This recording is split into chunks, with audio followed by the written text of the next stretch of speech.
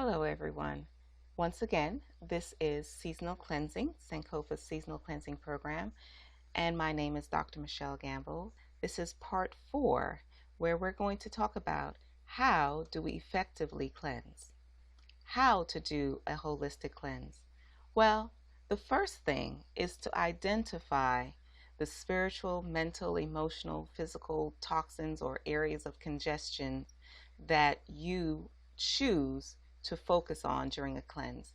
Because the reality is that you can't clear everything at one time. You want to have laser like precision to be able to cleanse effectively and efficiently, whatever it is the area that you're targeting.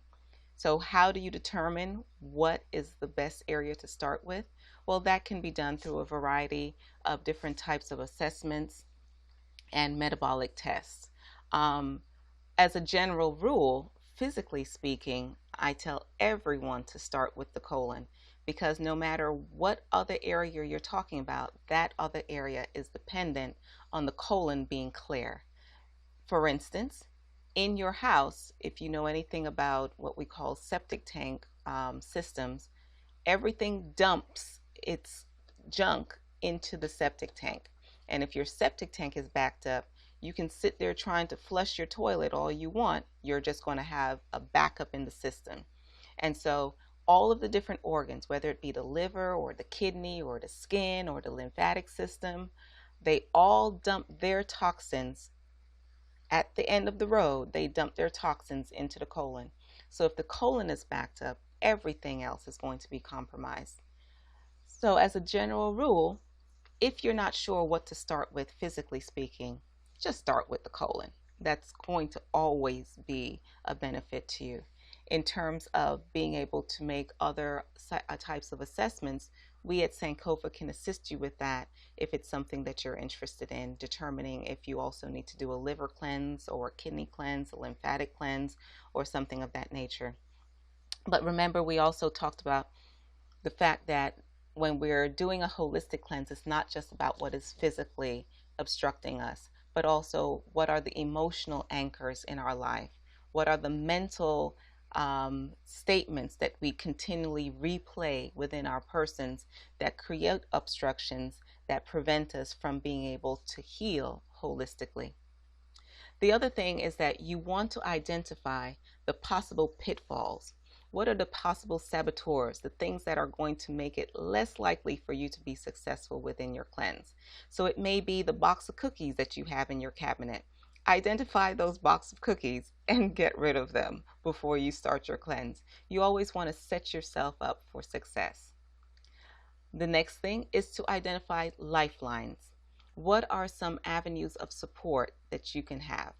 Some of you will choose to engage within our coaching program, and also you have a choice of doing something even more individualized, which is having our private consultations as part of your quote unquote support lifeline. Another lifeline that I hope you have is someone in your family that you can share this information with and say, you know what, I'm going to be doing a cleanse.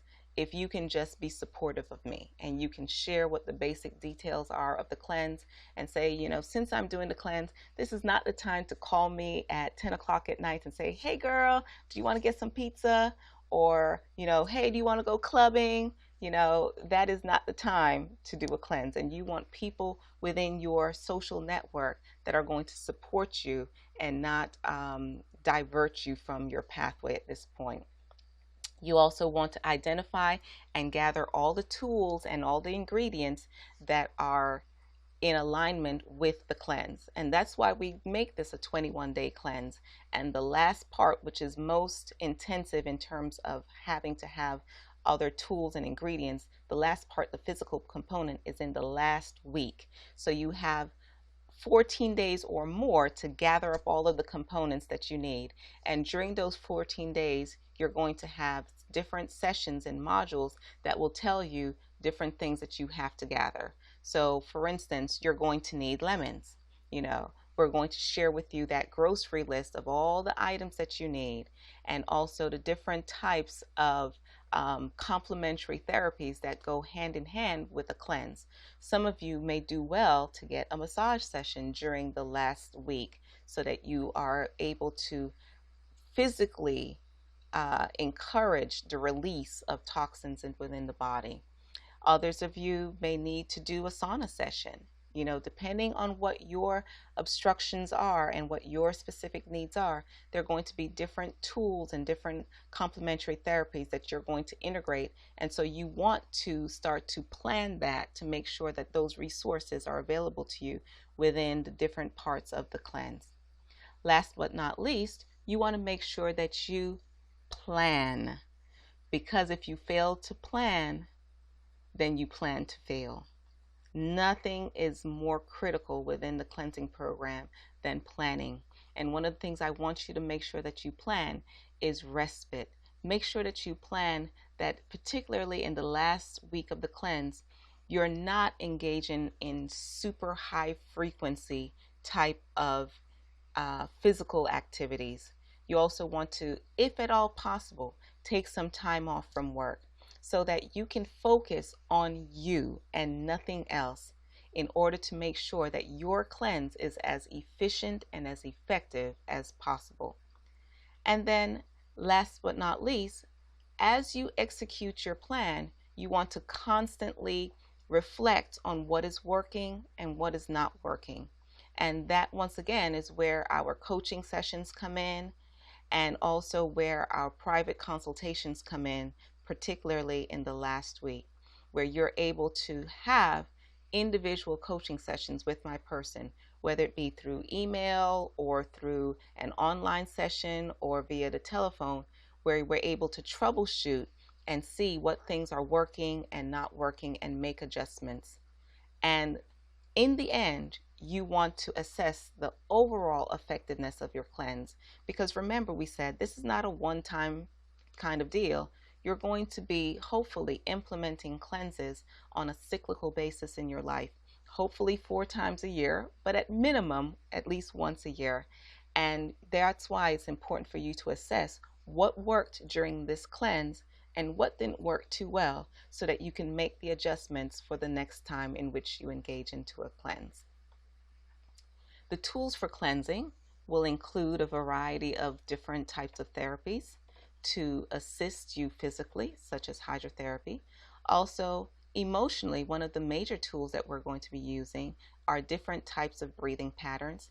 And I encourage all of my students to use journaling as a form of mental cleansing.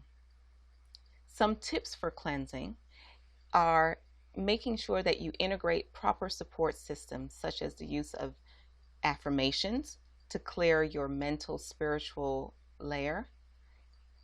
Also using meditations for releasing emotional anchors, and using a variety of products such as echinacea, superfood, and other things that we're going to tell you about for helping the physical areas of your body to cleanse effectively. Once again, you can feel free to contact us via email, phone, or also going directly to our website, sankofahealing.com. Thank you.